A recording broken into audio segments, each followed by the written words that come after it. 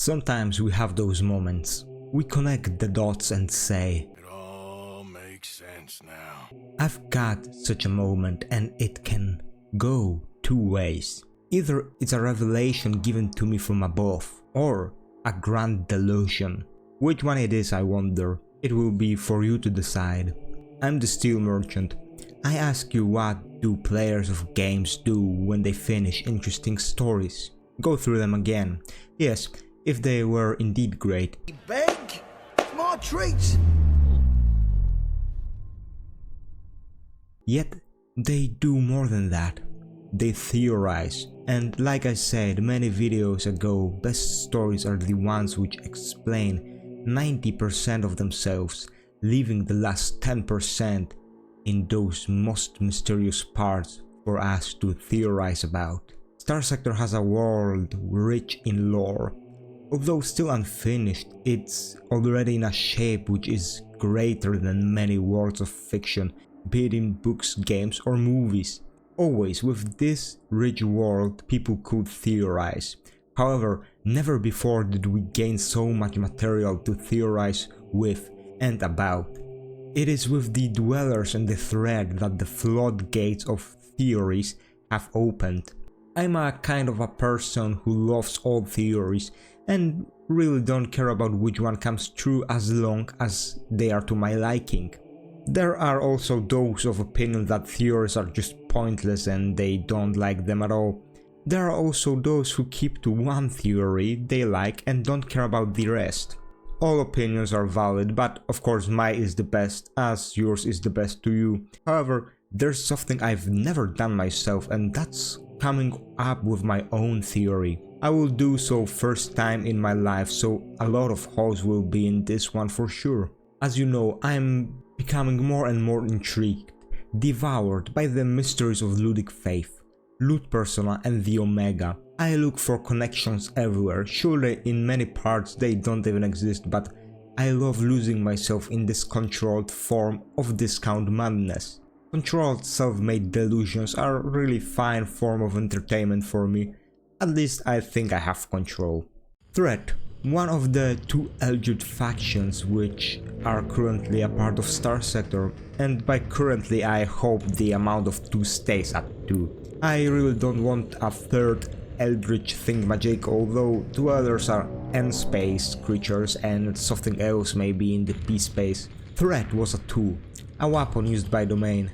Something with it went wrong and now threat is what it is. Danger, a real threat to everything. Or is it? From descriptions of Defabrication Swarm we learn threat does not target humans, it only targets technology, and it seems it targets all technology. Or does it? In the Abyss there are rogue planets. Around them threat gathers. Threat strips everything for fuel and supplies, and by everything I mean everything. John Starsector's crew tells him that they have never seen anyone strip a planet of material like this, as there ain't profit in it. So the swarm seemingly eats everything, and yet around those planets we can often see derelict ships, and those aren't untouched. Clearly there are signs of battle, and AI cores in those ships are gone, brutally taken from their place. Yet the ship hull remains. So does threat indeed eat everything? Of course one could think dwellers did this, but could they?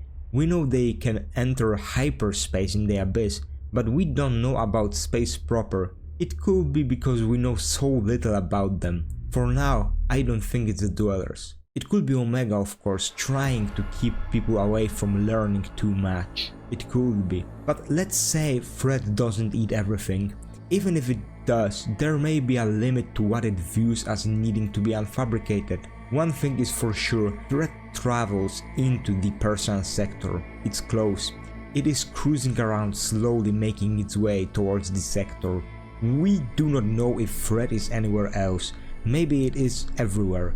Maybe sector is the last bastion, or maybe sector is the first place to be contaminated. It makes sense after all. We know from descriptions that threat fought in the Orion Arm, part of the galaxy which neighbors the Perseus arm. Once of Mk1 beat original threat of rogue Orion shipyard drones all the way into the abyss of space.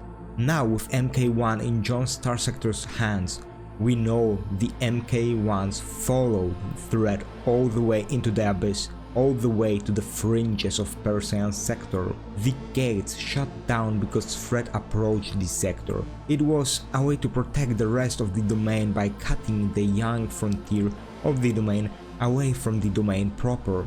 Yet domain is a power, and powers don't simply give up.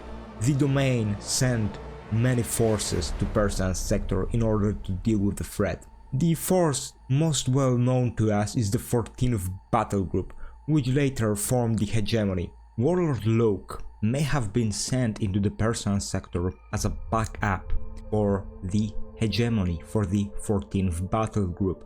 However, because of what he saw during his passage to the abyss into the sector, he went insane and began a campaign as a warlord. However, Tritaion Corporation was also allowed to do its research at large in the frontier, as AI regulations apply to the core worlds of the domain space, not outskirts regions like the Persian sector. Tritaion was allowed to do its thing, probably in hope that the corporation could create new weapons capable of destroying the threat. 14th Battle Group in turn was sent in as an old way to deal with the threat, as Domain couldn't be sure Tritaion's weapons would surely work. Yet this isn't all yet. Domain knew exactly how powerful this abomination known as threat was. That's why their greatest weapon was sent to deal with it, Omega. We know little of it. We know Hegemony knows about its existence, but we don't know how much they know. It's possible Hegemony works alongside it, with AI Wars being a product of Tritaion Corporation's heads, doing a move to take over all of the sector for themselves.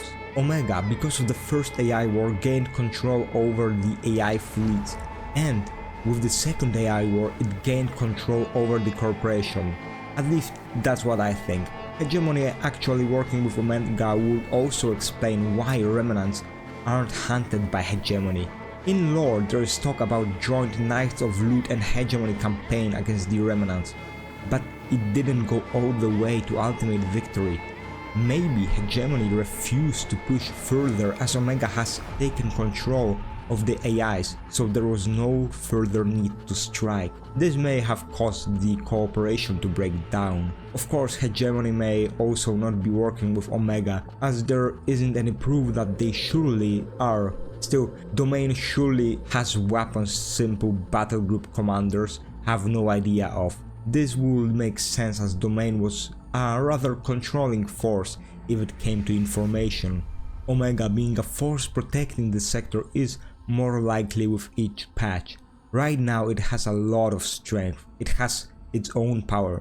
The Remnants, Tritaion, Hegemony, powers like Persian League and Sindaran Diktat surely wouldn't be blind to incoming danger to existence itself. And with what we learn from two weapons of Sindaran Diktat, Omega may already have something to do with the Diktat itself. And also, the Omega has the Luddites as a weapon and a failsafe.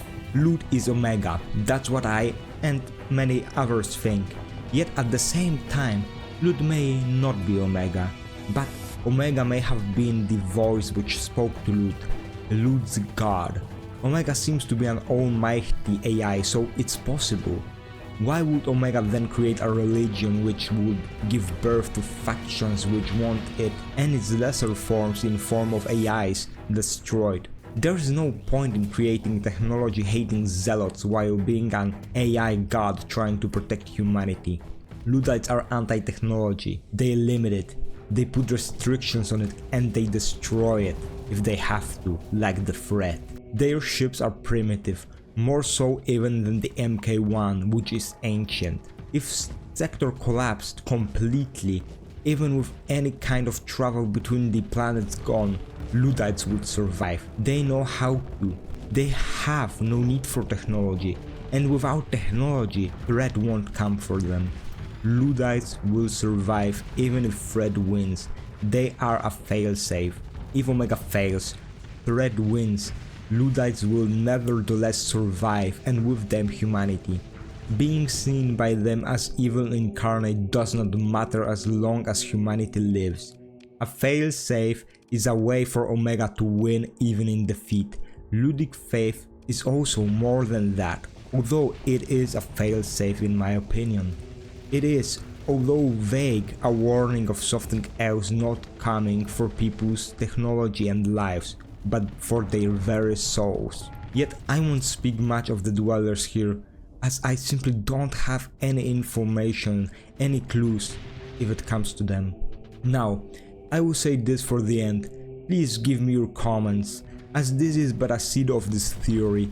It needs water to grow, and this water is speculation. Agreements, disagreements, those don't matter. What matters is conversation, and so I ask you kindly to have it with me. Do you agree? Do you disagree? Can you somehow add to this theory so it may grow, or do you think it's simply wrong? Tell me in the comments. Let the words of speculation flow around until the next patch comes and swallows all of it, turning rivers and lakes of theories and speculation dry as the tiny little bit of truth is revealed to us.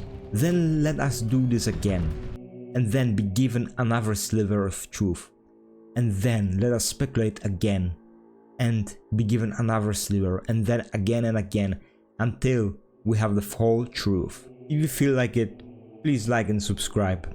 Now, goodbye, and remember, the patch 0.98 has already given us this much. The next patch is going to be 0.99 and then 1.0.